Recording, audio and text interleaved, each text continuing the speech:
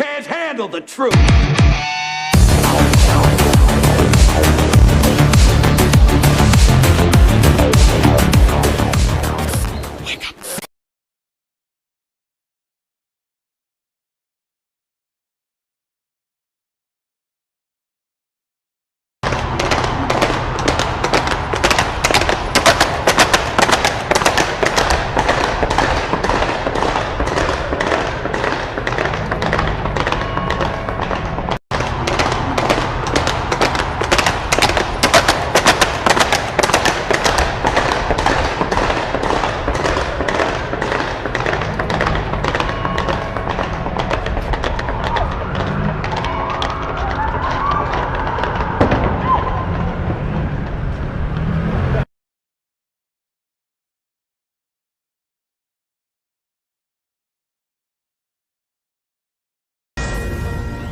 This is a Fox News alert, straight to breaking news out of the UK. Andrew Mountbatten-Windsor, formerly known as Prince Andrew, has reportedly been arrested on suspicion of misconduct in public office.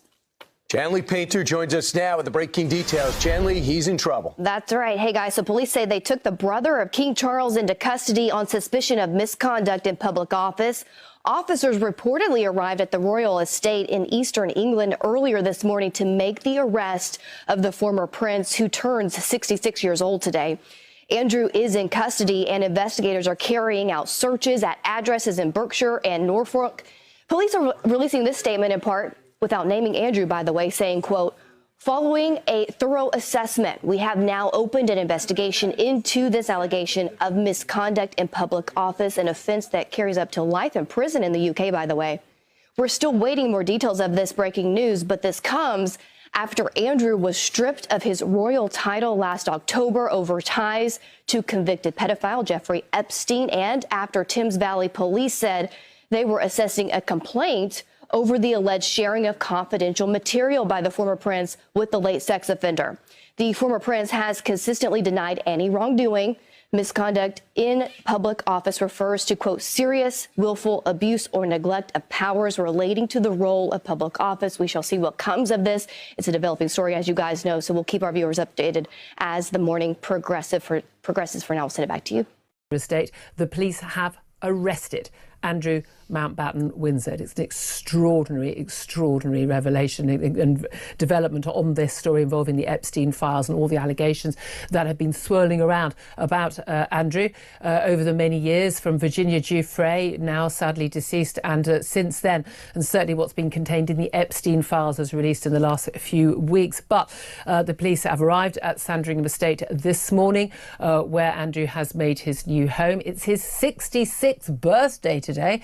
What a birthday present that is. He has been arrested by the police. Of course, the brother of the current king, the second son of our late Queen Elizabeth. This is an extraordinary development. Those of us who've been talking an awful lot about establishment cover-ups and lack of, should we say, interest by the police in what are very, very serious allegations against Andrew.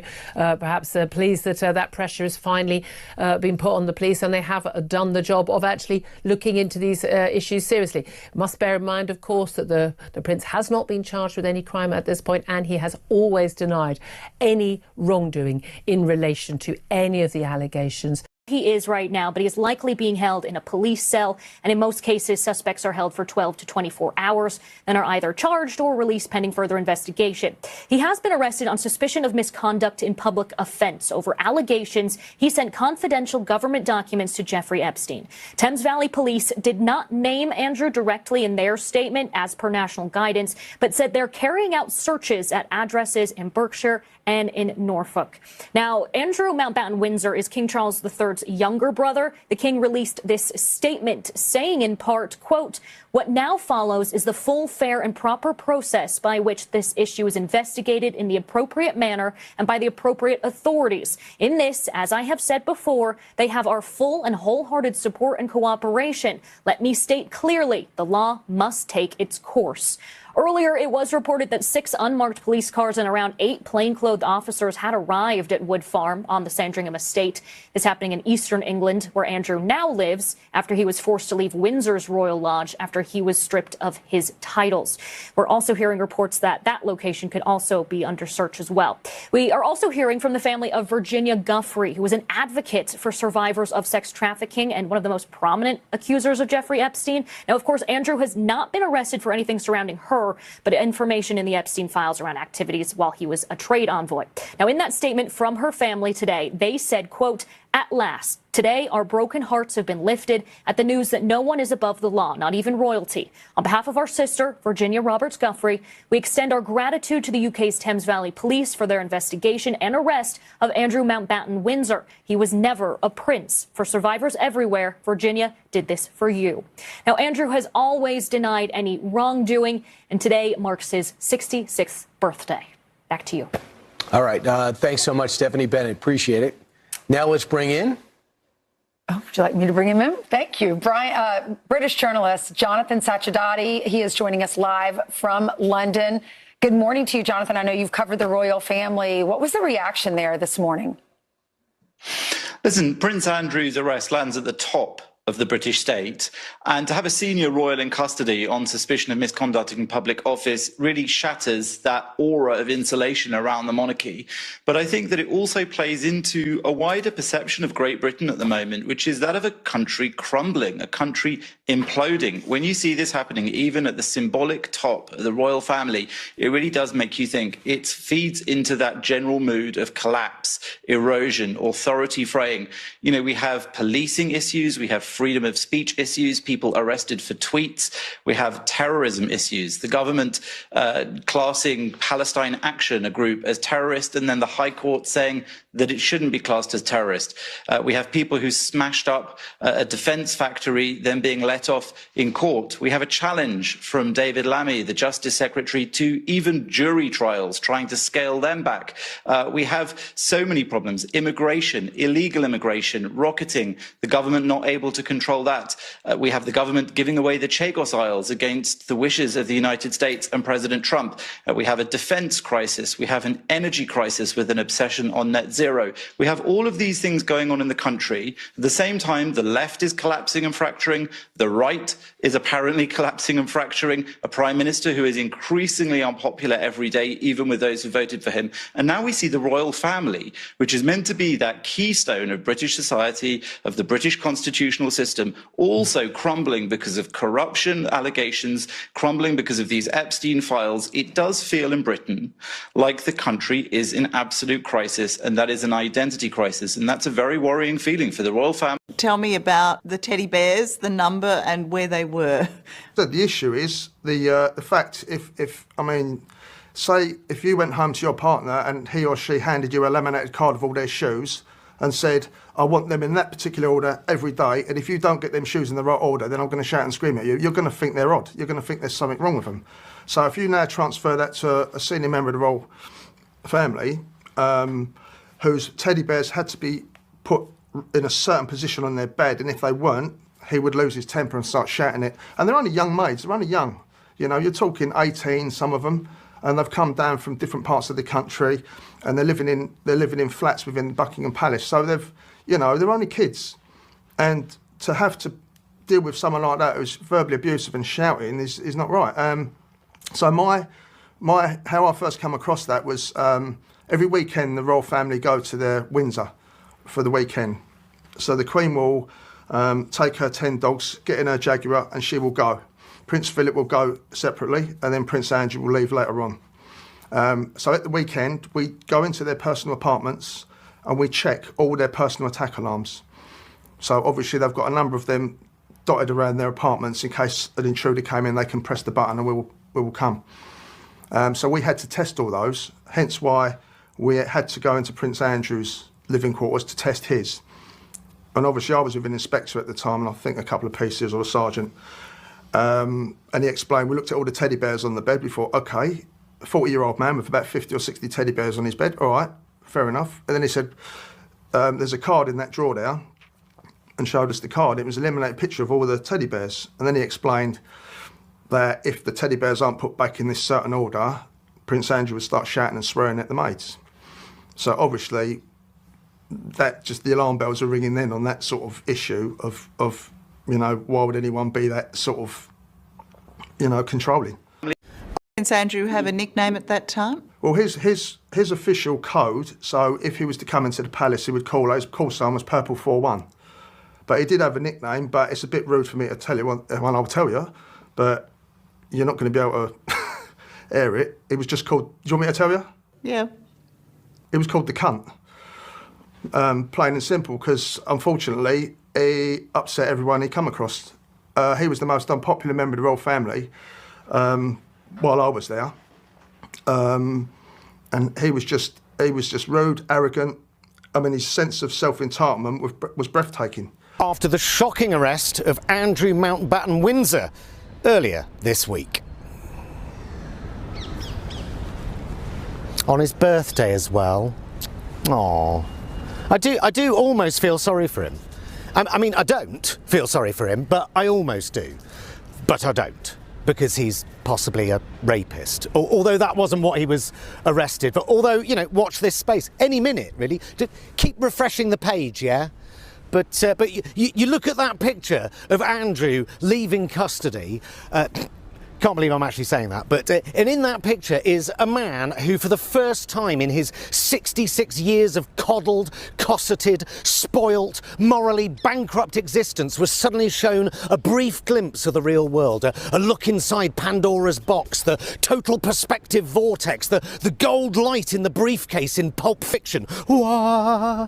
Just a glimpse at reality, a glimpse of consequences. Better get used to that, mate. Welcome. A world with consequences. Finally, the Windsors are fucked, because try as they might, it's very difficult for the rest of them to pretend they have nothing to do with this. Look, I don't want to speak ill of the late Queen, right? God rest her soul. But she did pay off a woman who had accused her favourite son of raping her. Around £12 million to a woman Andrew insisted he couldn't even remember meeting. She then went on to kill herself. God rest her soul. And if it turns out that the reports are true, that the now king also lent some of that money to Andrew to pay off the woman who accused him of rape and then went on to kill herself, then the monarchy as we know it really is finished. It's dead. Because let's be honest, it's surely only a matter of days before more details emerge about the women allegedly trafficked into Stansted Airport and then allegedly chauffeur-driven straight to Buckingham Palace. If that all does turn out to be true, do you think they'll start adding it to the tour? This is the state dining room, this is the throne room, and this is the room where Andrew Mountbatten Windsor fucked several underage Russian prostitutes. And by underage prostitutes, I mean children. Saucy little pedo, Randy Andy, Air Miles Andy, Cash for Access Andy, inviting Chinese spies into royal residences Andy. A man who says that staying at the mansion of a convicted sex offender was the honourable thing to do. No contrition, no remorse, 50 quid he skips bail and ends up in Bahrain with all his buddies. They'd treat him like a prince, just like the good old days. The Epstein saga is about to bring down the royal family, as it very nearly did our government, right? Starmer almost lost his job last week, and rightly so, you might argue. But he's not mentioned in the files once, as far as I'm aware. Meanwhile, across the pond, Trump is mentioned 38,000 times, to which his response is, I've been exonerated. I've been exonerated, even though he hasn't, unless by exonerated you mean your own DOJ admits you lied about not being on his plane. If by exonerated you mean the files contain at least 2 very specific allegations against you, Mr. President. Now, those allegations might very well be bullshit, but surely allegations worth investigating? No? No? Anyone? Nothing. The fact that the American public are not even vaguely familiar with those allegations shows just how far Trump has captured the world's media, the American people, and his own Department of Justice. Now, I hope Andrew gets everything that's coming to him. But is he just the fall guy, you know, the patsy, taking all the heat off all the others whose crimes will go unpunished? I don't know. What I do know is that the Andrew formerly known as Prince is ground zero. This all started with him, or more to the point, this all started with Virginia Giuffre, who, without whom the world's most powerful sex ring might never have been exposed, without whom the Epstein files might never have seen the light of day. God rest her soul. First time in London, I was so young. Ghislaine woke me up in the morning and said, "You're going to meet a prince today." I didn't know at that point that I was going to be trafficked to that prince. And then that night, Prince Andrew came to her house in London, and we went out to Club Tramp. Prince Andrew got me alcohol. It was in the VIP section. I'm pretty sure it was vodka. Prince Andrew was like, "Let's dance together." And I was like, okay. And we leave Club Tramp, and I hop in the car with Ghislaine and Jeffrey. And Ghislaine said, "He's coming back to the house. And I want you to do for him what you do for Epstein." I just couldn't believe it. I couldn't believe that even royalty were involved. I was trafficked to a lot of types of different men. I was trafficked to other billionaires. I was trafficked to politicians, professors, even royalty. He used me as a form of blackmail. So, you know, these people would owe him favors. I was so utterly mortified. I was like, this guy's watching me go to the toilet. He's watching everything that happens in the massage room. He's watching in me in my bedroom. He's, you know, like everything's being recorded. And that's when I realized that's how he's getting away with blackmailing everybody. Biggest reason in my mind was because he wanted to always have something on someone just in case he needed it. Why it's important that the media and the government work hand in hand to try to uncover who was involved to the highest level of people in our government and even in international government. Libre sous contrôle judiciaire, le prince Andrew, prostré sur la banquette arrière, c'est la photo d'une chute. Le frère du roi a donc été reconduit chez lui hier soir, en attendant les suites de l'enquête menée pour, je cite, « faute dans l'exercice de fonctions officielles » à l'époque où il fréquentait Jeffrey Epstein.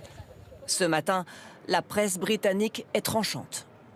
Les journaux britanniques ont tous utilisé cette photo en une, prise d'Andrew après son arrestation.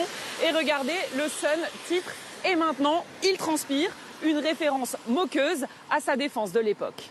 Et pour cause. Quand Virginia Giuffre l'avait accusée d'avoir abusé d'elle alors qu'elle était mineure et qu'elle avait décrit précisément son agresseur transpirant, le prince, lui, avait juré qu'un problème médical l'empêchait de suer. Il n'avait donc à ce jour jamais été interrogé pour sa présence dans les soirées organisées par le pédocriminel Epstein. C'est tellement triste qu'il ait fallu tout ce temps pour croire ces femmes. Je pense que l'exploitation des jeunes femmes est tout aussi grave que les crimes présumés pour lesquels il a été arrêté. Les perquisitions menées à l'ancien domicile d'Andrew, soupçonné d'avoir fourni des informations confidentielles à son ami financier, permettent ainsi de fouiller pour la première fois dans le passé du prince déchu et peut-être de trouver des preuves dans le volet sexuel de l'affaire Epstein. Pour ce commentateur de la vie royale, la chute ne fait que commencer. Il a cru sans doute qu'il pourrait passer à travers tout cela, sans rien dire, ne rien faire. Ce n'est clairement pas le cas. Et c'est très embarrassant aujourd'hui pour la famille royale. C'est très sérieux, et nous n'avons pas vu cela depuis des siècles. Son frère aîné, le roi Charles, n'a ainsi plus le choix et a déclaré qu'il se tenait à la disposition de la police. Le prince Andrew de la couronne d'Angleterre arrêté suite à ses liens avec Jeffrey Epstein. On peut le mettre maintenant, ce petit compteur au-dessus. Première arrestation d'interrogation concernant ses démarches avec Epstein. On parle de vidéos assez tordues, on parle de choses extrêmement profondes. Pour l'instant, l'argument n'est pas forcément extrêmement pertinent, mais d'après les documents qui sortent de Jeffrey Epstein et des échanges qui ont lieu avec le prince Andrew, il y a grandement à discuter. La couronne d'Angleterre tremble. Maintenant, une simple question s'impose. Si un ancien prince peut être interpellé suite à ses relations avec Jeffrey Epstein, les politiciens peuvent-ils, eux, passer à travers le filet? À mon avis, c'est mal parti. On voit beaucoup de démissions à travers le monde, beaucoup de personnes qui sont maintenant très mal à l'aise avec ces discussions avec Jeffrey Epstein. C'est d'une profondeur magistrale, c'est d'une cruauté sans précédent et pourtant le monde est en train d'observer. Bill Gates avait aussi une conférence aujourd'hui en Inde sur l'intelligence artificielle et d'après la fondation Gates, il a annulé cette conférence car il est en lien avec les documents de Jeffrey Epstein. Il se passe des choses formidables. La panique s'installe. Malgré tout ce qu'on peut voir, entendre, regarder, la panique est en train de monter clairement. Le prince Andrew en visite en Ukraine avec la délégation anglaise lors du conflit ukrainien, avec des choses pas très catholiques qui sont effectuées en Ukraine, une décadence voulue, affichée. On a un très grand problème avec ces personnes qui nous représentent, ces personnes qui sont censées être au-dessus. Et pourtant, on apprend aussi qu'un conseiller du Premier ministre, le cornu, a été renvoyé pour une overdose. Voilà, un élu du cabinet du Premier ministre qui est censé être quelqu'un d'irréprochable. Et on apprend que ce monsieur, lors d'une soirée, est complètement HS, hors service. On est face à des personnes qui consomment des choses qui, une fois argent et pouvoir mêlés, deviennent complètement hors sol. On assiste actuellement à une préparation mentale. La panique s'installe. Sachez que cela va s'intensifier. Et absolument rien ne pourra arrêter ce qui vient. Can the reporter please swear in the witness? Will you raise your right hand for me, please? Do you solemnly declare and affirm under penalty of perjury that the testimony you're about to give will be the truth, the whole truth, and nothing but the truth? Absolutely. Mr. Wexner, the committee is investigating the circumstances surrounding Mr. Epstein and Ms. Maxwell and the trafficking of young women, trafficking and sexual abuse of young women or girls. Did Ms. Maxwell ever introduce you to any young woman or girl? No, I don't think she ever introduced me to any female or man.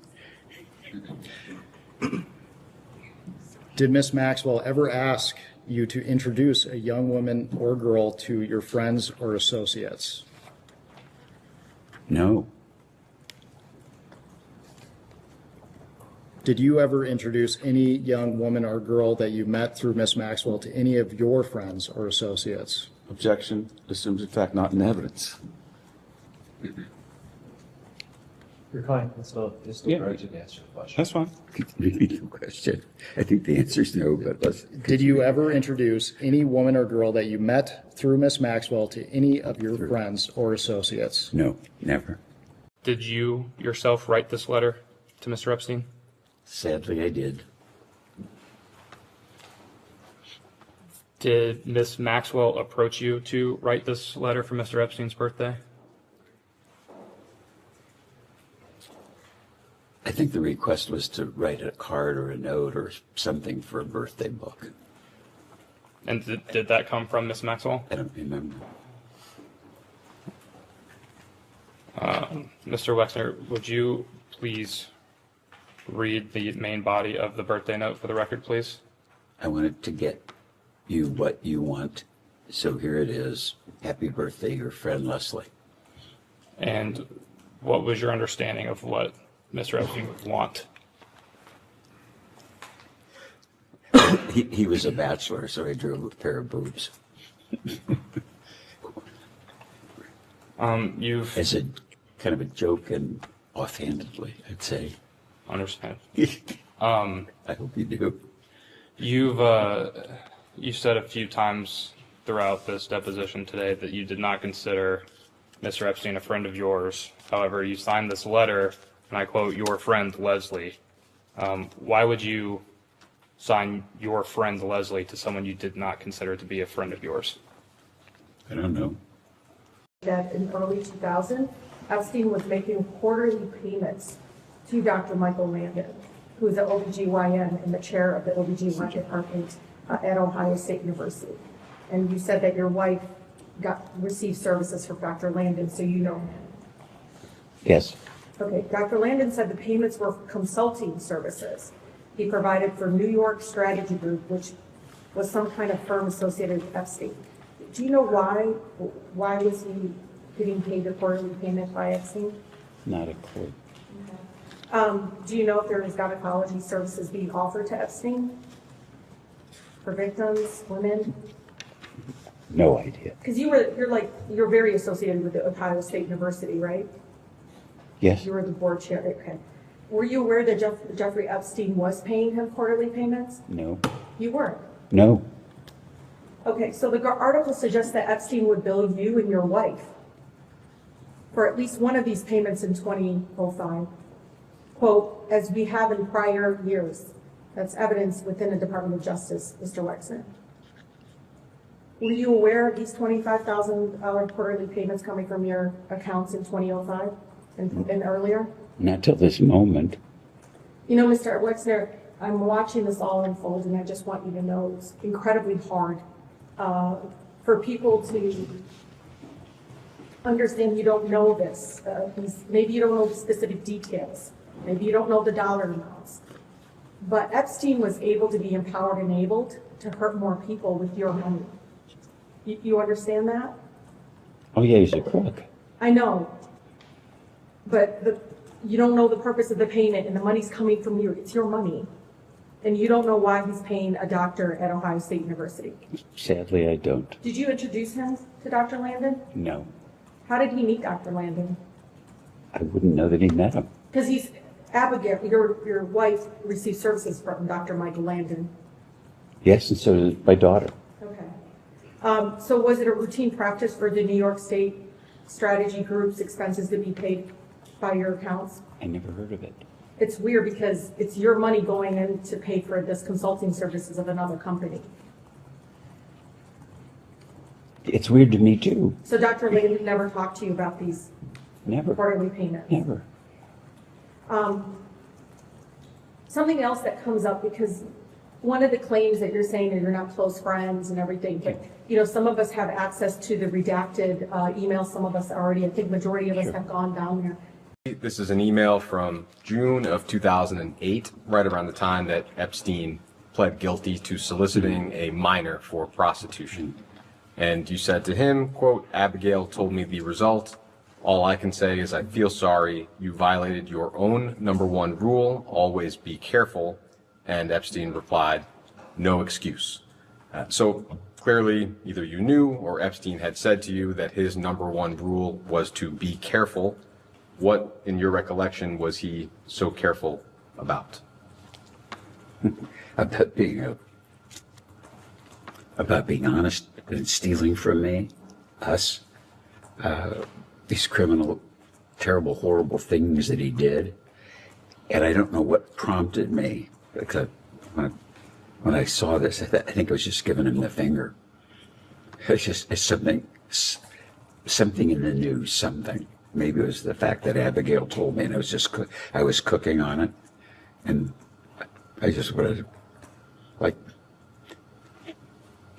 you sold yourself as a careful, honest fiduciary, and you completely robbed us, did all these terrible things. It sounds like you, at least at the time, understood that Mr. Epstein, it sounds like Mr. Epstein would say that his #1 rule was to be careful. Is that correct? Correct. Okay. What do you recall that being in the context of when Mr. Epstein would say that? Why was that his #1 rule? I'll phrase it that way. Well, again, he alleged himself to be a fiduciary, and I'm always careful about my clients. You know, I don't do risky investments. I wasn't looking for cleverness. I was looking for accuracy, conservative. Like, you just run things really smoothly. And Jeffrey would say, don't worry, I'm always very careful. And that might have meant to be not abusive to my admin or to be prompt and accurate with tax returns. He's just careful, because that's what you would expect. If my personal attorney would have said, don't worry, I'm always careful on your account, that would ring, comfortably for me. And complete crook. And you touched on it, but in terms of what you can recall about how you felt at the time, the crimes, even the crime that he pled to, was not insignificant. It involved a minor. Do you recall? I mean, that would seem not to necessarily be the product of simply not being careful. So do you recall whether you felt anger, shock, or simply how could you have been so careless?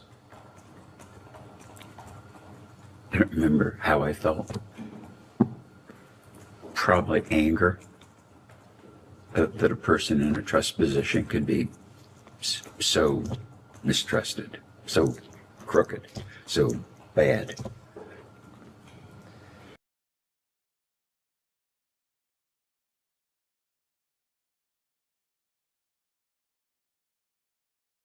You claim that you cut ties with Epstein in 2007, right? Okay. But you emailed Epstein, quote, Abigail told me the response, all I can say is I feel sorry. You violated your own #1 rule. Always be careful, end of quote. That was an email in 2008, Mr. Wexner. I know, I'm letting you know that the public knows. Probably. I was giving him the finger. Okay, that's it, thank you. Did you ever spend time with Epstein and Donald Trump? Together? Yes.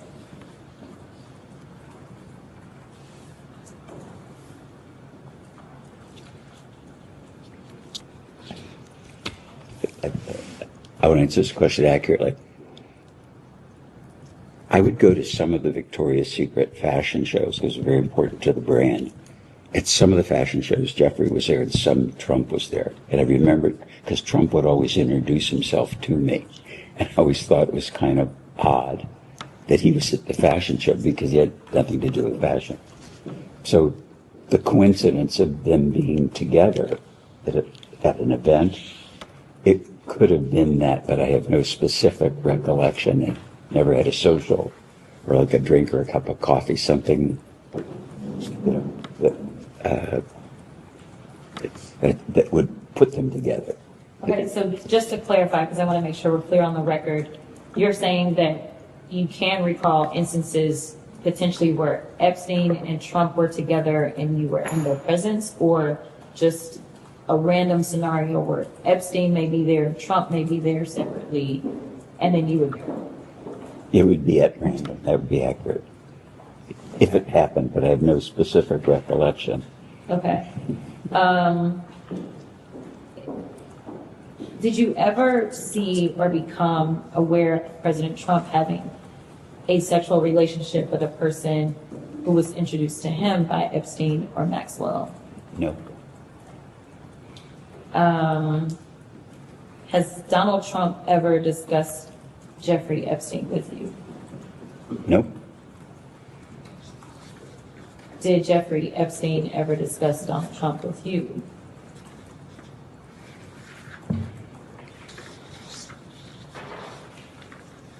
I would describe it, he would name drop it.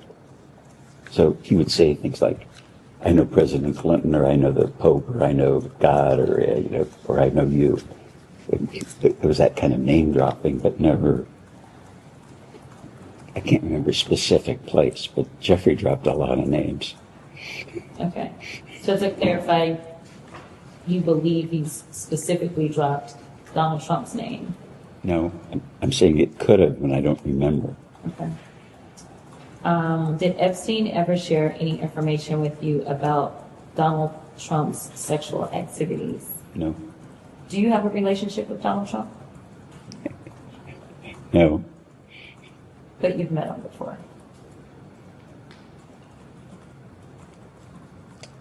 He introduced himself to me at the fashion show a couple of times, but I wouldn't say, hello, how are you?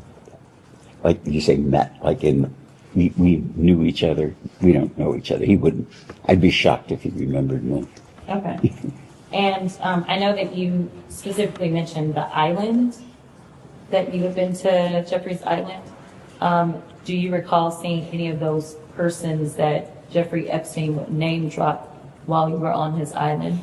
No, nobody was there but Abigail, myself, Jeffrey, maybe somebody cutting grass or something.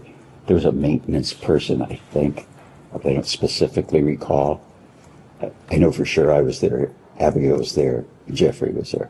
And there wasn't anything abnormal about the appearance of the home on the island, and the reason that I asked, just to give you clarification on what I mean by abnormal, we've heard reports of people being thrown off when they walked into his home in New York because there was a massage table that was just sitting randomly in the middle of a room.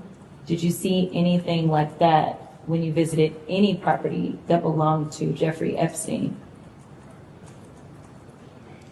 Well, first to clarify, when we visited the island, there was like a Pueblo building, like maybe a one room and a bathroom or something. It was pretty crummy. And the island was crummy.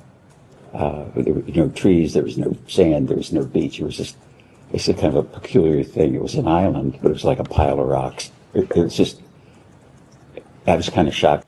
We've seen some reports that he would present himself as a bounty hunter, that he would find people's missing money.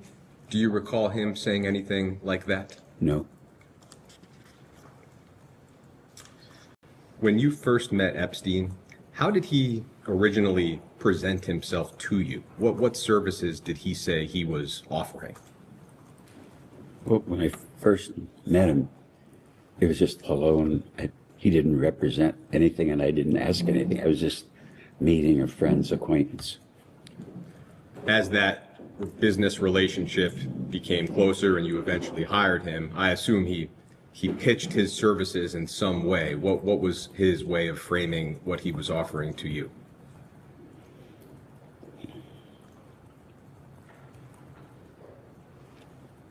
I think it was his experience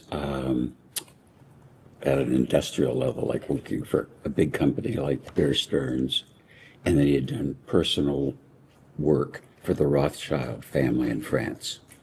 Personal wealth management, essentially? I don't know. Well, specifically, I talked to Ellie de Rothschild, and so I mentioned that earlier. So he represented their whole family, so there had been a whole bunch of people.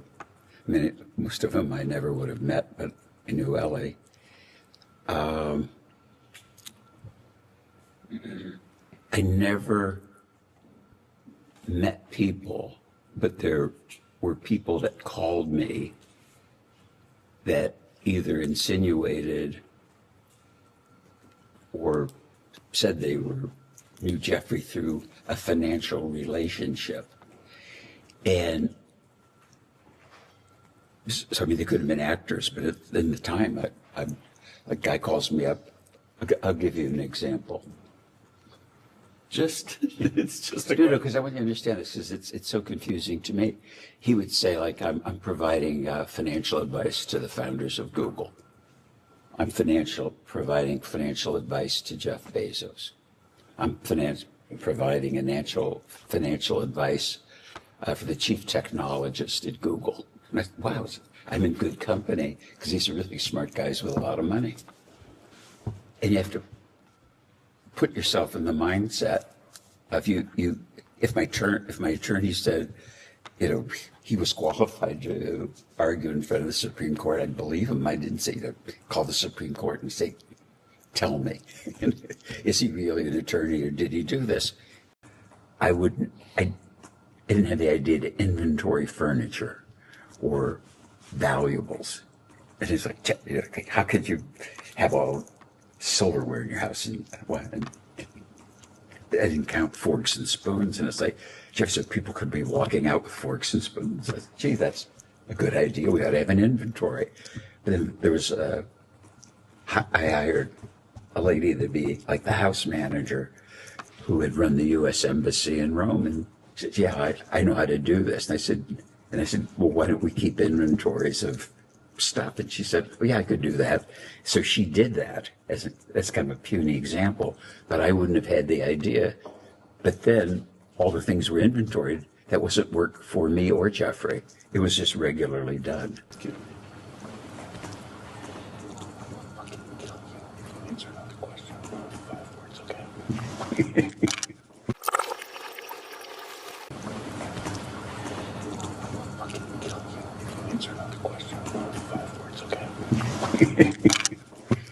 Answer the question. Okay. It's about $1 billion that was either transferred, provided in stocks, or given directly to Mr. Epstein by Wexner. We should be very clear that the two were very close per reporting. They spent a lot of time together. Mr. Wexner admitted that he traveled to both Epstein's island as well as his other properties. Mr. Wexner also admitted that Jeffrey Epstein had access to a lot of Mr. Wexner's wealth. And when asked even simple questions, even as it relates to Mr. Epstein being the co-president of the foundation that established the area that we're in today, Mr. Wexner had little to say. In fact, it's clear that Mr. Wexner is trying to downplay how close Jeffrey Epstein and Mr. Wexner actually were. And we should be very clear that there would be no Epstein Island, there would be no Epstein plane, there would be no money to traffic women and girls. Mr. Epstein would not be the wealthy man he was without the support of Les Wexner. I think it's very important for us to note at this moment. Fox News alert, Prince Andrew had a bad birthday. He turned 66 and was arrested by British police. The charge? Suspicion of misconduct in public office. This comes after Trump released the Epstein files. Investigators believe he shared classified information, trade secrets, with Epstein. This is much worse than a PR disaster for the British. Now it's criminal. King Charles said this: "Let me state clearly, the law must take its course. As this process continues, it would not be right for me to comment further on this matter. Meanwhile, my family and I will continue in our duty and service to you all." The magnitude of this can't be overstated. The King of England's brother was just arrested over ties to an American sex trafficker. Could the King's brother be thrown in prison? Andrew was stripped of his titles years ago over his relationship with Epstein and accusations of sexually abusing a 17-year-old. But Buckingham Palace is now under siege. What did the royal family know, and when did they know it? Prince Andrew's disastrous interview back in 2019 was supposed to kill the controversy, but the King's brother bombed. Could I have avoided ever meeting him? Probably not. And that's because of my friendship with Ghislaine. It was inevitable that we would have come across each other. Do I regret the fact that he has quite obviously conducted himself in a manner unbecoming? Yes. Unbecoming? He was a sex offender. Yeah, I'm sorry, I'm being polite.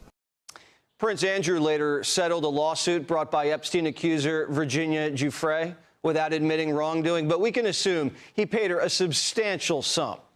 These photos were released in the Epstein document dump and did not do the prince any favors. The palace thought it was over, but it wasn't. The Trump presidency has been extremely transparent, and the man in the Oval has had his finger on the pulse for a while. Well, I think he's got a problem. I mean, What do you think the problem will be? I don't know, but that island was really a cesspool. There's no question about it. Just ask Prince Andrew. He'll tell you about it. 3 million files have been released by the Trump Justice Department, and we still don't really fully know the consequences. Well, you know, I'm the expert in a way because I've been totally exonerated. That's very nice. I can actually speak about it very nicely. I think it's a shame. I think it's very sad. I think it's so bad for the royal family. It's a very, very sad. To me, it's a very sad thing. When I see that, it's a very sad thing. To see it and to see what's going on with his brother, who's obviously coming to our country very soon, and he's a fantastic man, the king. So I think it's a very sad thing. The Epstein saga isn't just about a prince. It's already taken down powerful Americans. Obama's economic advisor, Larry Summers, and Obama's White House counsel, Catherine Rumler, have both resigned from Harvard and Goldman Sachs. The head of the Olympics might be next. Journalists are just getting started combing through these documents. The blast radius is real, and it's expanding. Liberals thought it would destroy Trump. It didn't. And now, who knows where this thing goes? In the name of transparency, can you put up my name is in the files? Yes. So in other words, anybody can be on this list. Well, this is my point, because I'm telling you, when I tell you people are trying to turn me into, I wasn't his girlfriend, I wasn't his friend. You were too old for him. If you look, you know why my name is there. Because someone was looking for a plane, and that's what people do. They go to all the people who have private planes and say, do you have one? The main man Epstein made money from, Les Wexner, who owned Victoria's Secret, testified yesterday. No one was closer with Epstein than Wexner. But Democrats clearly aren't interested in the victims. Did you ever see or become aware of President Trump having a sexual relationship with a person who was introduced to him by Epstein or Maxwell? No. Has Donald Trump ever discussed Jeffrey Epstein with you? No. Did Jeffrey Epstein ever discuss Donald Trump with you? Did Epstein ever share any information with you about Donald Trump's sexual activities? No. Hundreds of millions of dollars moved from Wexner's accounts into Epstein's. How? Why? Several $100 million is a large but not precise figure. To the best of your knowledge, how much exactly did Epstein steal? I don't know. I don't think I'll ever know. Do you have any knowledge or recollection of what I just described? I'm effing surprised. I'm shocked. I didn't know this. And then separately, it's been reported that around $20 million of stock and cash were contributed by two of your charitable foundations to one of Epstein's charities. Do you have any knowledge or awareness of that? Effing shocked. I'm appalled. I never heard that. An incredibly successful businessman and billionaire doesn't know how his money went missing? We find that hard to believe. At one point, his lawyer leaned over and said, "Just shut up." Answer the question. 5 words, okay? Answer the question. Okay. Now, the Clintons are on deck. They'll be testifying under oath, and the deposition will be recorded. We could see that in the weeks ahead. Hillary's already standing by her man. We have no links. We have a very clear record that we've been willing to talk about, which my husband has said. He took some rides on the airplane for his charitable work. I don't recall ever meeting him. Did you ever meet Ghislaine Maxwell? I did on a few occasions, and thousands of people go to the Clinton Global Initiative. So it to me is not something that is really at the heart of what this matter is about. Ghislaine Maxwell was at Chelsea Clinton's wedding. Chelsea wasn't friends with Ghislaine. When that invitation went out, it came from Bill and Hillary, probably. Or maybe Ghislaine was just a +1. So here we have the Clintons, the British royal family, Wall Street, billionaires, all fighting for survival over the Jeffrey Epstein fallout. That's only just beginning. Foundations, surveillance, trade secrets. This is what Americans have been suspicious about and have been indignant over for decades. A politically connected international financial elite playing by their own rules and rigging the system against the average Joe while they look down on them in disgust. They've been getting away with it for years. Private jets, private islands, private security. When you operate at that altitude, no one will ever know. And if there's a problem, problems disappear. Fantasies are for sale, and the price might not be in hard currency. It could just be favors. Everybody wanted access to that world. Now everybody's running away. Could this scandal take down the monarchy? Well, the last time a member of the British royal family was held accountable for anything was when Queen Elizabeth's daughter, Princess Anne, was forced to pay a £500 fine when her bull terrier, Dottie, bit 2 children. And before that, in 1685, when King Charles II's illegitimate son, the Duke of Monmouth, was beheaded for treason. And his execution, sadly, was botched and required multiple blows from the axe. We don't believe Andrew's facing the same kind of punishment, but this probably does feel like a death blow. This is taking down a dynasty across the pond. Now, the only question is if it takes down a dynasty here. Now, the videos from Epstein's properties we'll never see, and we'll never see anything damaging to U.S. national security. In Epstein's safe, they found a foreign passport with an alias. Epstein was likely an intelligence asset and worked very closely with the former Israeli Prime Minister, Ehud Barak. And he could also have been double dealing. There's still a lot we don't know, and a lot we'll never know. Why was he talking about replacing Trump, swapping Pompeo as the VP with Mike Pence, and then using the 25th Amendment to make Pompeo the president? These are text messages with what is assumed to be Epstein, confirmed to be with Bannon. Quote, I like the idea of Pence stepping down in favor of Pompeo, so when it happens, he becomes president. That's from allegedly Epstein. And I'm thinking, it? What do you mean by it? Bannon responding, that is his name, has this been shopped? Epstein replies, Rudy did lay out impeachment, Pelosi vote, and don't go after Ivanka. Bannon says, great. Great. Impeaching Trump? Well, I mean, we now know Pompeo was not a product of MAGA doctrine and was heavily critical of Trump once he left his first term, showing his true colors, and Bannon wanted him to become president? Am I reading that? There's a possibility that Bannon did nothing wrong and these are being misinterpreted. There's a possibility, giving him the benefit of the doubt here, considering he was, like, I defended this guy. I thought he was good for the administration initially. But there's some splaining to do about beyond talking about a documentary to revitalize Jeffrey Epstein's image. A lot of people have a lot of explaining to do, way beyond the island, way beyond sexual assault and all those, and rape and all those things. The more this stuff comes out, the more people keep getting caught in stuff that makes people like me question absolutely everything. Everything is now up for question. Mostly proving that Trump and all the conspiracy theorists, we were right about a ton of stuff.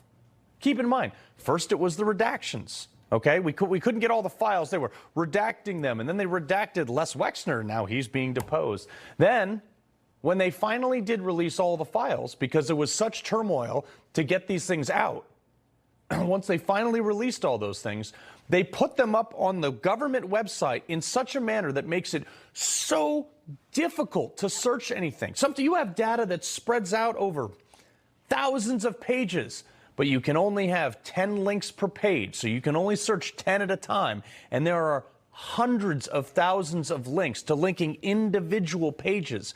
It would take one person a lifetime to get through a fraction of it. It takes forever. But you know what? Thank God we got the internet and we got crowdsourcing. And I always tell people at home, you want to be a part of the solution, get on there and start looking this stuff up, because there's a ton of stuff out there. And if we as citizens don't force our government to be transparent, voting's a suggestion. And you know what's crazy, folks, is normally we come out of these monologues and we have a guest for you. We reached out to dozens and dozens and dozens of conservatives. And you know how many wanted to come on and talk about it with me? 0. Tells you we're hovering over the target. Do you regret the links that there have been? You know, we have no links. We have a very clear record that we've been willing to talk about, which my husband has said he took some rides on the airplane for his charitable work. I don't recall ever meeting him. Did you ever meet Ghislaine Maxwell? I did on a few occasions, and thousands of people go to the Clinton Global Initiative. So it to me is not something that is really at the heart of what this matter is about. They are accused, and in both cases were convicted of horrific crimes against girls and women. That should be the focus. And we are more than happy to say what we know, which is very limited and totally unrelated to their behavior or their crimes. And we want to do it in public because let's make this transparent. There are calls for another individual who denies wrongdoing to go before Congress on this matter. Andrew Mountbatten Windsor, formerly Prince Andrew. Do you think he should testify? I think everybody should testify. Look, including the former prince? I think everybody should testify who is asked to testify. I just want it to be fair. I want everybody treated the same way. That's not true for my husband and me because other witnesses were asked to testify. They gave written statements under oath. We offered that. They want to pull us. Why did they want to pull us into this? To divert attention from President Trump. This is not complicated. What was your reaction when you saw some of the material that has been released? I'm thinking, for example, of images of your husband apparently in a hot tub in a swimming pool on Epstein's plane. What was your reaction to that? And do you know the context surrounding some of those images? Absolutely. And it wasn't a hot tub on a plane. It was one of the stops they made to look at philanthropic and charitable work that my husband has done, saving literally millions of lives around the world. It turned out that was done long before there was any public awareness and certainly any conviction of any crime by Jeffrey Epstein. So it was a short period of time that was in pursuit of charitable philanthropic work. A lot of people were traveling at the same time. Many staff members, guests, other supporters of the foundation. If Bill and I had a penny for every person we've taken pictures with, we would be extremely rich today. If Bill and I had a penny for every person we've taken pictures with, we would be extremely rich today. So Hillary Clinton said in an interview today that she and her husband are getting pulled into the Epstein matter to divert attention from you and that your administration has something to hide. What's your response to that? I have nothing to hide. I've been exonerated. I have nothing to do with Jeffrey Epstein. They went in hoping that they'd find it and found just the opposite. I've been totally exonerated. In fact, Jeffrey Epstein was fighting that I don't get elected with some author, a sleazebag, by the way. And I've been totally exonerated. No, they're getting pulled in, and that's their problem. I don't know, they're going to have to see what happens. But I watched her in Munich, and she seriously has Trump derangement syndrome. Do you think that she should publicly testify? You know, I've been totally exonerated on Epstein. And it's really interesting because they've been pulled in. Think of it. They've been pulled in. Clinton and many other Democrats have been pulled in, yeah. The Epstein files are detonating across the globe. Prince Andrew fell, and police are searching his home. So who's next? Because if you were anywhere near Epstein or Maxwell or just your name, you're in the blast zone. Larry Summers, who worked for Obama and Clinton, just resigned from Harvard. Obama's top lawyer, Kathy Rumler, resigned from Goldman. We looked at her emails. There's hundreds of them. She called Epstein Uncle Jeffrey and gave him advice on how to get better press. And now another Obama official, his Homeland Security advisor, Lisa Monaco, showing up in the files. Bill Gates suddenly cancels a major speech overseas. Just hours he was set to go on stage. Emails reveal meetings Gates had with Epstein after his conviction for soliciting a minor for prostitution. And one of Epstein's notes claimed Bill got an STD and needed help to hide it from his wife after contact with Russian girls. Gates denies that happened. Thomas Pritzker, JB's cousin, was a frequent guest at Epstein's townhouse. He just stepped down from his role as Hyatt Hotel's executive chairman. Bard College is now reviewing its president's ties to Epstein. Leon Botstein's name apparently appears over 2,000 times in the documents. American Express just put out a statement saying they regretted having Epstein as a client after he used their plastic to book travel for the girls. CNN just reported that New Age guru Deepak Chopra might be in a little bit of trouble. 2017, Epstein asked Chopra, "Did you find me a cute Israeli?" Chopra responded, "Universe is human construct. Cute girls are aware when they make noises." He later added, "God is a construct. Cute girls are real." And in one 2016 exchange that began with a link to a TED Talk about the end of physics, Chopra wrote to Epstein, "Statistics is like a girl in a bikini. What she reveals is obvious. What she conceals is more interesting." Chopra was recently approached at the airport and repeatedly asked about his relationship with Epstein and whether he has any regrets. It'll all come to light. It'll all come to light. Look, is there anything that you can tell me here and now to at least start to put this to bed? No misconduct. Hillary knows the heat's on, but like usual, she's on cleanup duty. We have no links. We have a very clear record that we've been willing to talk about, which my husband has said. He took some rides on the airplane for his charitable work. I don't recall ever meeting him. Did you ever meet Ghislaine Maxwell? I did on a few occasions, and thousands of people go to the Clinton Global Initiative. So it to me is not something that is really at the heart of what this matter is about.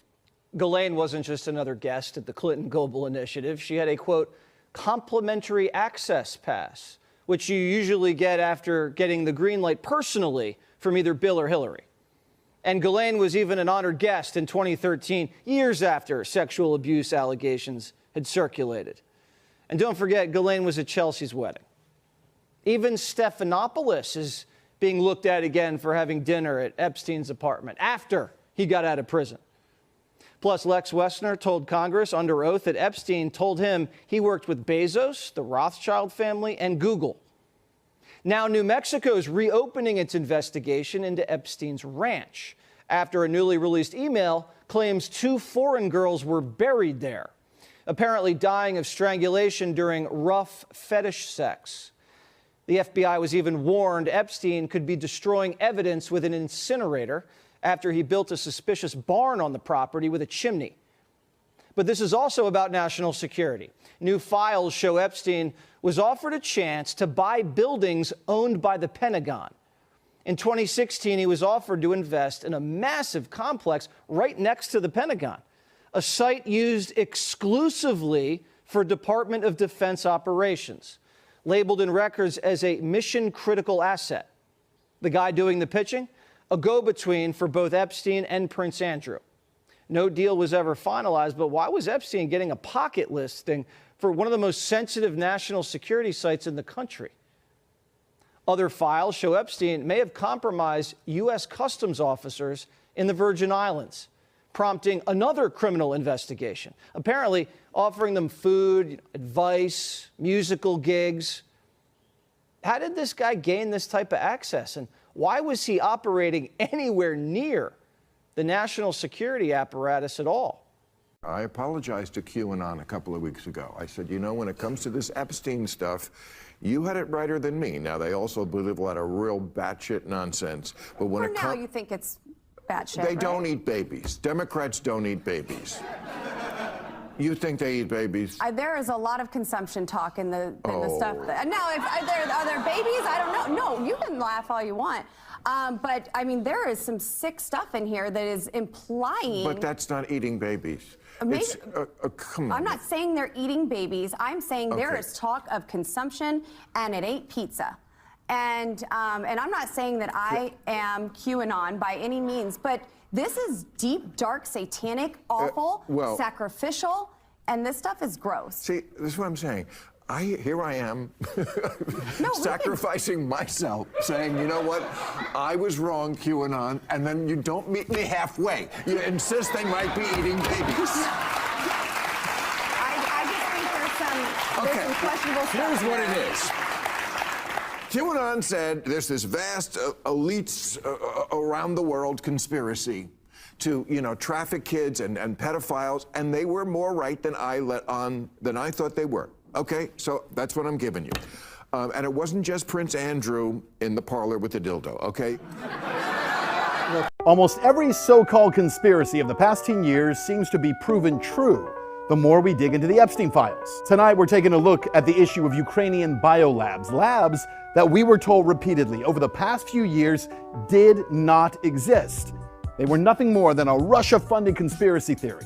For years, anyone who questioned government-connected biological research, biolabs, throughout Ukraine, studying viruses or diseases, or research into underground genetics projects, was brushed off as a crazy person. See, I was one of those people. Here's part of some of those reports from 4 years ago. New and exclusive information about the Ukraine biolab story that some media and politicians are still pretending don't exist. And now we have brand new information you're not going to see anywhere else because it's being scrubbed from the internet. Not only do we have new insight into what was inside of those labs, but also new information about the people working there, being given diplomatic immunity. And not only that, but that people living around some of those labs over the past decade have become sick with cholera and even swine flu.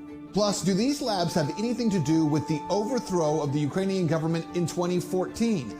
When he was a Burisma executive and his father was vice president, Hunter Biden's company, Rosemont Seneca, invested $500,000 into a San Francisco-based pathogen research company called Metabiota. I was actually one of the first reporters in the country to tell this story back in 2021. Hunter Biden introduced Metabiota to Burisma officials to negotiate the establishment of biolabs in Ukraine. During this time, Metabiota also received $24 million in funding from the Department of Defense, which included money for Ukrainian research projects. Although the U.S. government and its cheerleaders in the media screamed that the existence of U.S. biolabs in Ukraine were a Russian fabrication and conspiracy theories, the Pentagon and other U.S. government officials later admitted to the fact that 46 peaceful Ukrainian laboratories exist in the country. Tonight, the Epstein emails are once again proving that things that we had previously been told were conspiracies were not. They were happening. And once again, they were worse than we had previously thought. So much worse. Look at this. Emails show Epstein was heavily involved in Ukrainian biolabs, discussing do-it-yourself genetic experiments, including embryo implantation, sperm modification, and so-called biohacking with scientists. Now, consider what we're seeing here. These experiments include sperm modification? Like, modified to do what? We don't know. What was Epstein and his donors trying to create? See, there's another email that gives us maybe some insight into that. These detail plans for a proposed designer baby project, outlining funding needs and development strategies. The goal here, according to the email, to move from small-scale garage biology to the first live birth of a genetically designed human, or even a human clone, within just 5 years. Again, why is this happening? And specifically, why was it happening in Ukraine? Well, actually, that part's easy, because this kind of research is inhumane, it is unethical, and most importantly, it's illegal in the United States and most Western countries, which is why all of this was happening in special places like Ukraine, where this could happen, but it was also happening under a huge cloud of secrecy, which is why another email explains the need for secrecy. Read this one. Emails discuss whether financial backers would only participate if they were guaranteed that they could remain totally anonymous, fearing public exposure and massive reputational damage. So, now the question. Was Epstein simply running a criminal pedophile network? Clearly not. He was also pursuing radical human genetic experiments with global implications. And if these projects were real, and they certainly were, where would they happen? Remember this statement under oath 4 years ago from then Undersecretary of State Victoria Nuland. Does Ukraine have chemical or biological weapons?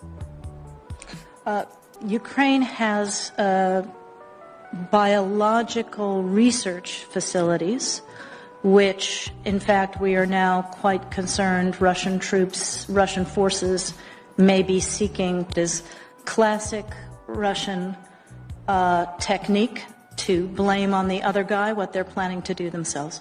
Again, at that time, questions about secret biolab activity were quickly dismissed as Russian disinformation. But now, in the light of Epstein's documented interest in genetic experimentation and his clear use of biolabs in Ukraine to carry it out, this is not a conspiracy anymore. Another name that I've talked about a lot would be the Hyatt Hotels chairman, Tom Pritzker. Now, Tom Pritzker, he is the cousin of Governor J.B. Pritzker in Illinois. The Pritzker family is big on the transgenderism. Yes. And we all Jennifer Bielek is someone who's been going after the Pritzkers for years, and she is an amazing journalist and talking about how, like, humanistic and transhumanistic perversion is their thing. Absolutely. Exactly. Yeah. So that's a whole nother tangent to the Pizzagate saga, right? And what we I actually just got confirmed from the Epstein files is that, Epstein was the trafficking is just one piece of the puzzle. Epstein was involved in all different kinds of crazy stuff. He was involved with MIT. He was involved in scientists. He was involved with the pandemic or plandemic, whatever you want to call it. He was involved in crazy kind of Dr. Mengele kind of human experiments, DNA experiments, breeding. I believe that he wanted to have a baby breeding farm at Zorro Ranch. I believe he accomplished it. I believe he probably has a bunch of children already. And they also were big on transgenderism and pushing the transgender agenda. Well, why are they big on pushing the transgender agenda? Well, these people are Satanists. They worship Satan. Epstein had a bank account that he named Baal. Well, why would he do that? Because he worships Baal. Now, what is transgenderism? Well, when you have someone that's a boy pretending to be a girl or vice versa, then you're promoting the Baphomet agenda, which is like half boy, half girl. And that's what they believe in. That's what they worship. They worship these creepy gods that are like half female and half male. So it's no surprise that these Satanists that rape children are pushing the transgender agenda. And the Pritzker family has used so much of their money to push the transgender agenda. But getting back to Tom Pritzker, again, the cousin of Governor J.B. Pritzker, he is the chairman of the Hyatt Hotels, and he was listed in Epstein's Black Book as numero uno. And Virginia Giuffre accused him of being one of his clients / co-conspirators and said that he was one of the men that raped her. And we have more evidence of him being close with Epstein from the emails that were released 2 Fridays ago. So that's another name that's not really talked about a lot, but I believe that he wasn't just a co-conspirator. I believe he was labeled numero uno because he was his numero uno, either client or co-conspirator or maybe both. Oh. On en sait de plus en plus au fil des heures qui arrivent. Epstein a acheté ce ranch Zorro en 1993 et écoutez bien, il s'étend sur plus de 28 km² au sud-est de Santa Fe. La propriété comprend un manoir hacienda de plus de 2400 m². Il y a des maisons d'hôtes, il y a des gares à chauffer bien sûr, mais surtout, il y a une piste d'atterrissage privée ainsi qu'un héliport pour hélicoptère, ce qui fait que ça rendait totalement opaque l'arrivée et le départ des invités d'Epstein. Le ranch était entièrement autosuffisant. Alors il faut dire que Santa Fe est à moins de 2 heures de Los Angeles, donc pour toutes les célébrités, les amis entre guillemets d'Epstein sur la côte ouest, c'était très très facile de s'y rendre. Woody Allen y a été vu en photo. On reparle de l'ex-prince Andrew qui était également sur les listings des personnalités qui ont été dans ce ranch Zorro. Et puis je rejoins ce que disait Laurent Saïm quand elle parlait des puissants, des politiques et des policiers locaux. L'ancien gouverneur du Nouveau-Mexique qui est décédé était aussi invité régulièrement dans ce ranch. Ce domaine est en plein désert et évidemment il est soupçonné pour avoir servi de transport de mineurs. Il y a même des documents judiciaires qui n'étaient pas sortis dans les années 2000 où on avait déjà des témoignages de jeunes filles qui avaient affirmé être recrutées, transportées et victimes d'abus sur place. Dernière information, Julie, rapidement, dans tous les documents qui sont sortis, il y a même des témoignages qui n'ont pas été vérifiés ou prouvés qui disent que 2 jeunes filles ont été violentées, tuées et enterrées dans les collines de ce ranch. C'est vous dire jusqu'où ça va, à tel point que le procureur de l'État du Nouveau-Mexique a finalement, après toutes ces années, demandé à ce qu'une enquête soit réouverte. We found that there was a very disturbing allegation that came out that could be linked potentially to state land. Because I am the manager of that land, I'm the elected steward of that land, what occurs there and what the land is used for is of utmost interest and importance to us at the State Land Office. To our knowledge, there has not been any investigation of the state land or the Zorro Ranch. Do you have any way of knowing what this land was used for? From our reading of the historic documents, what it seems like is like the state land was used almost as a buffer, a shield, to hide what activity was occurring on the ranch. To insulate the ranch. Absolutely. Insulate visibility to what was occurring there. Are you concerned that this public land might actually be a potential crime scene here? I mean, is that what we're talking about? Absolutely. If state land was used for criminal activity, that is definitely something New Mexicans need to know. Those are answers that victims and survivors need to have. What does your authority look like over these lands? So I had the authority, obviously, to cancel the leases and make sure that any party associated with Jeffrey Epstein was removed from the property. Unfortunately, we do not have law enforcement capability here at the State Land Office. So we are looking to partner with other agencies that do have that capacity to be able to investigate the land. Do you think there are interested partners out there for you in law enforcement?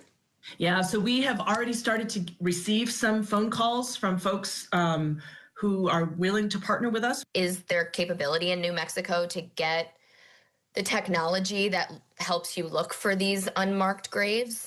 Absolutely, absolutely. There's ground penetrating radar. There are what they call cadaver dogs that basically are able to detect whether or not there are burials in the area, yes. How big is this land when we're talking about it? I mean, is this something that is doable for an investigation? It is fairly large. It is fairly large. And we don't have, I mean, the only clue we have so far, and again, this goes back to the substantiation of the allegation, it is a phrase that basically says the hills behind Zorro Ranch. Well, the hills behind Zorro Ranch is state land. And so we are looking to probably target and spotlight that particular area to begin with. You're hoping that the New Mexico DOJ or the federal government is going to get involved, and if not, you plan to work with some state partners to do so. Correct. So you feel like this is going to be an investigation one way or another?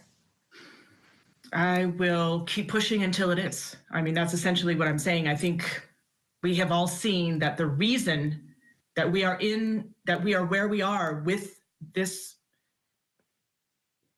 case is that people did not raise the alarm earlier. People did not push earlier, did not ask questions. So now is the time to do that. I mean, it is kind of late, but I think it's better now than not ever. And Del, the state's commissioner, she told me that she reached out to the state's attorney general in 2019, but nothing was ever investigated. Zorro Ranch has also never been searched. And so there are a lot of questions surrounding what went on in New Mexico. Is Zorro Ranch in New Mexico worse than Epstein Island? Well, it's sure shaping up that way, and why won't anyone investigate the damn thing? So here is this massive ranch, if you haven't seen it before. Epstein had this private desert oasis, complete with a mansion, a private airstrip, and all the young girls that he could want being trafficked around the world right into Zorro Ranch. Many of them being groomed at massage parlors in Turkey and then flown in and used. Many little kids as well. Curiously, though, investigators decided to ignore the ranch when they were doing their investigation. They ransacked his New York City mansion. They went to his Palm Beach house. The one in Paris, yeah, they looked in there. And, of course, Epstein Island. But for whatever reason, investigators haven't really wanted to touch this home at all, which is very curious. In fact, according to our sources here at Redacted, the new owner, Don Huffines, who bought the place for pennies on the dollar back in the day, has been open for police to come and do an investigation of the property. So, and by the way, he's running for office right now, and so his opponents are using this as like a last ditch, like 11th hour, try to go after the guy. Anyway, but the truth is that he's openly invited. He's totally open to the police coming there and doing a full investigation. You want to use ground penetrating radar? I don't see why he would have a problem with that. Cadaver dogs, maybe? Anything. But no one's taking him up on this. It's odd. Why would the police want to do that? Who's stonewalling this, actually? If he's basically inviting police to come there and use tools necessary to locate crimes, why would the police ignore this? Have they reached out to him? Because he's open to it. By the way, this property is like subdivided, so there's actually other owners of other pieces of this property. It's not just him, but of course all the media attention is about him because he owns the largest piece of it. But according to reports, Epstein's former pilot owns a piece of it. Maybe we should talk to him. Even worse, other reports have the DOJ literally telling New Mexico authorities, don't investigate, we've got this. This is ours. And then they didn't search the ranch before it went up for sale. So it goes up for sale, then Don Huffines buys it for like pennies on the dollar because it's a beautiful big ranch. And other reports say Don is preventing an investigation. And again, according to our reporting on this, that's simply not true at all. But people are running with that part of the story. Here's one example. The owner of the Jeffrey Epstein Zorro Ranch in New Mexico, Don Huffines, is ignoring calls for an independent investigation into whether children's bodies may be buried on the property. Again, as I've laid out here, he's totally open to having a police investigation of the property. But no takers so far. And by the way, other people have offered, like, we'll fund it. We'll fund an investigation. Hey, Don, are you going to pay attention to we will fund this investigation? Go for it. I mean, I don't want to put words in his mouth, but if he's open to police coming there and doing a real investigation of the property, why not? And why is the Trump DOJ then sort of stepping all over this? Or even before Trump took office, the DOJ stepping all over this? Why was no investigation carried out when they were swooping into his New York mansion? Here's just one email example of how nefarious things are at the Zorro Ranch. From Edward Aragon. Edward, this is sensitive, so it'll be the first and last email depending on your discretion. You can choose to take it or trash it, but it comes from a person that's been there to Zorro Ranch and seen it all as a former staff at the Zorro Ranch. The material below was taken from Jeffrey Epstein's home as my insurance in case of future litigation against Epstein. Starry, no questions. What's damning about Jeffrey Epstein is yet to be written. Did you know somewhere in the hills outside the Zorro Ranch, 2 foreign girls were buried there on orders of Jeffrey and Madam G, meaning Madam Ghislaine Maxwell. Both died by strangulation during rough fetish sex. And then here are the video footage links. Sex with a minor, threesome, underage girl, sex, on and on and on. Matthew Mellon video, rape fantasy video. Please arrange for 1 Bitcoin by 6 p.m. Eastern today to this Bitcoin wallet address. Okay. So this is in the Epstein files about bodies being buried at Zorro Ranch. And the new owner of at least that part of the ranch, it would seem, well, we don't know exactly where the plot lines are and who owns what. But again, if Epstein's former pilot owns a piece of it, where that land sits, I don't know. But at least on the major part of it, Don Huffines is saying, hey, I'm open to it. Come on. So why no takers on this to Zorro Ranch? I just can't get over how much murder is in, and nobody was ever charged with murder. Like, there's a lot. I guess, are we allowed to murder, or do we have to be a part of an international cabal?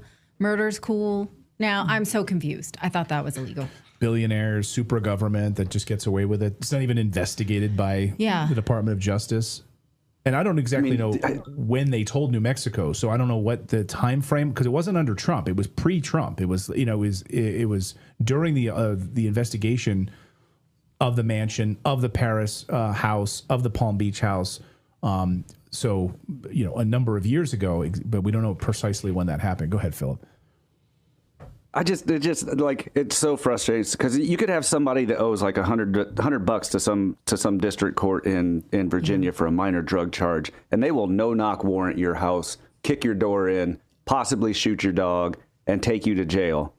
they not only did they gave Epstein prior notice to all of these searches. They let him know they were coming, and they didn't investigate anything. They didn't investigate all of it, and it's just so indicative of the different justice systems we have in the U.S. Yeah. Right.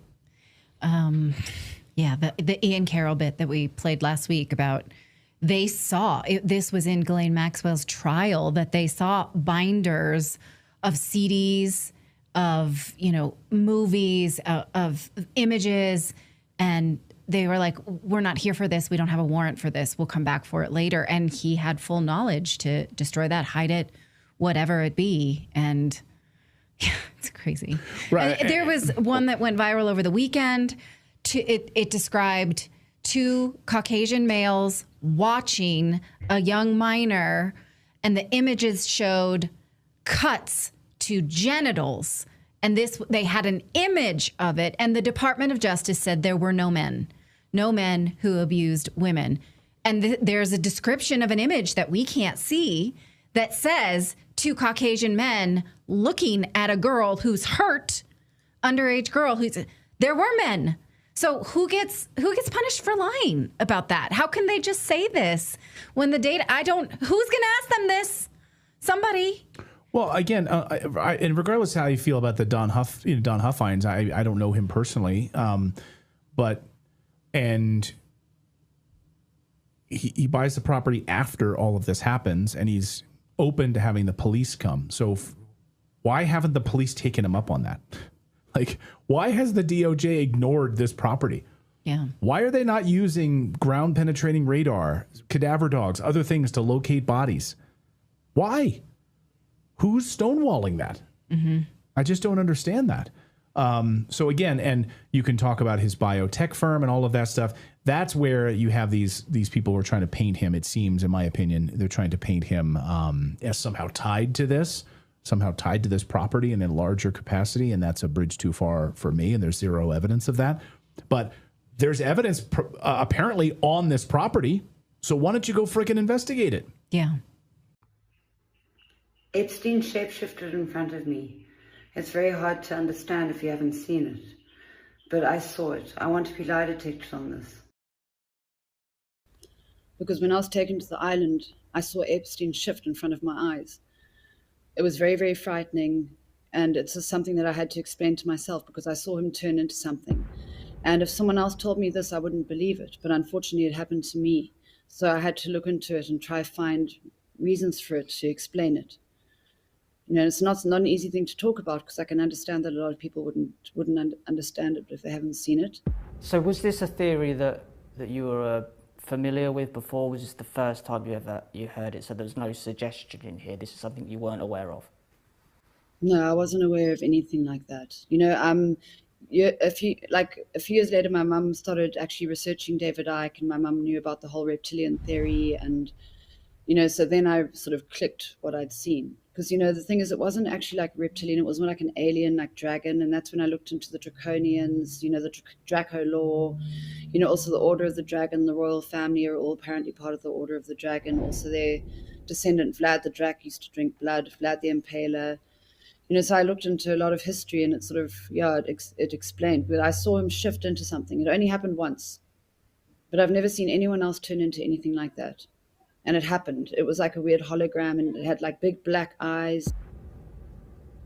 And so it happened. Big black eyes, and it wasn't quite reptilian, but it was esque. Yeah, it was like reptilian, draconian, alien sort of thing. It was like, it wasn't like the usual reptilian pictures that they draw of people but I saw, and it was like, and I was, when I looked at him and saw him as that, I decided to look away and look back at him. And when I looked back, it was him again. If you look back through ancient history, you'll notice there are a lot of dragons. They only used to draw and depict what was real.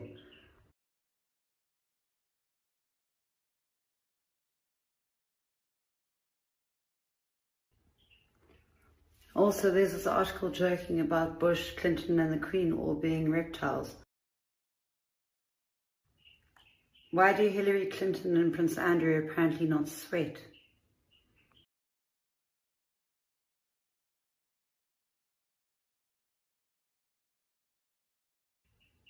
What about Bieber, Adele, and Lady Gaga apparently all shapeshifting?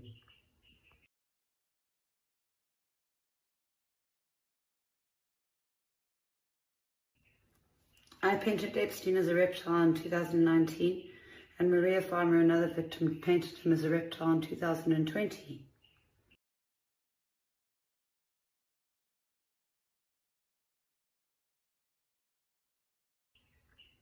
Others have had similar experiences.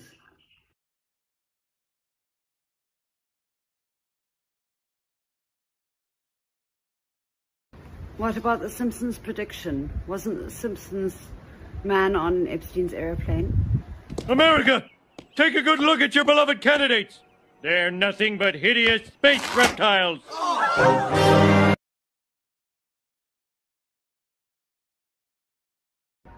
As Tucker Carlson recently said, maybe we really are in a spiritual war. We are being acted on by spiritual forces that we cannot see, that there is a war going on all around us, out of our sight, not perceived by our senses most of the time, between good and evil.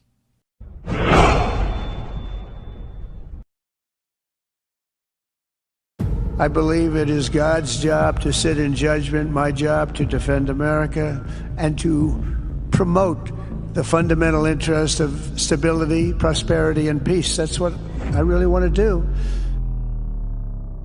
The Lord is full of wrath. The Lord taketh vengeance on his adversaries, and he reserves his wrath for his enemies. Who can stand before his indignation? Who can abide the fierceness of his anger? His fury is poured out like fire. The rocks are broken because of him.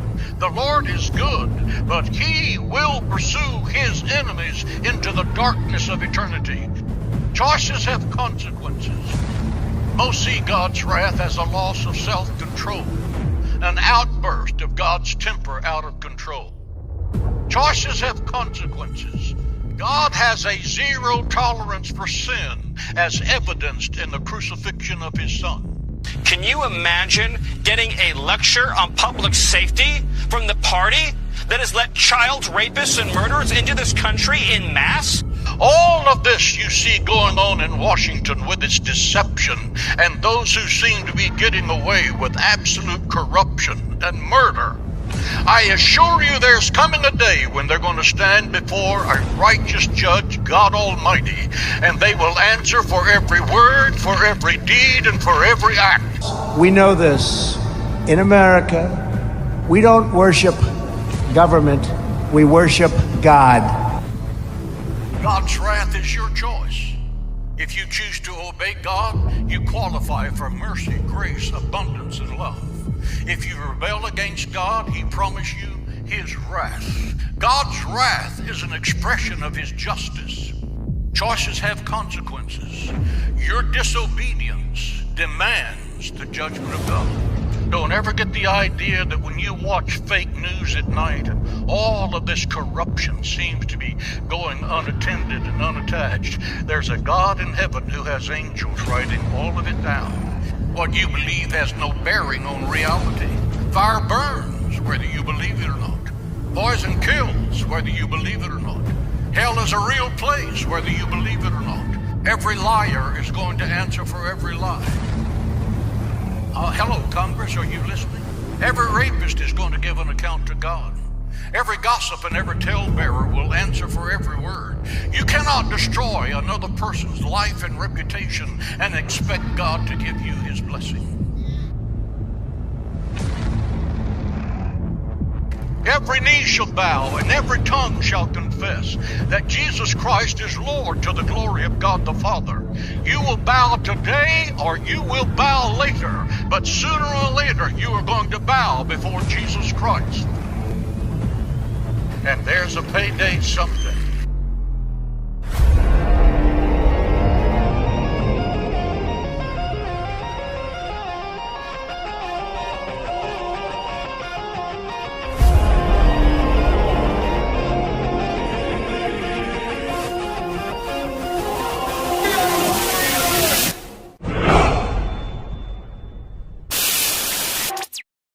My dear Andrew, I told you that gentleman was not suitable company, and now look at the predicament you've wandered into. One must choose friends with discretion, not excitement. A crown is heavy enough without foolish companions.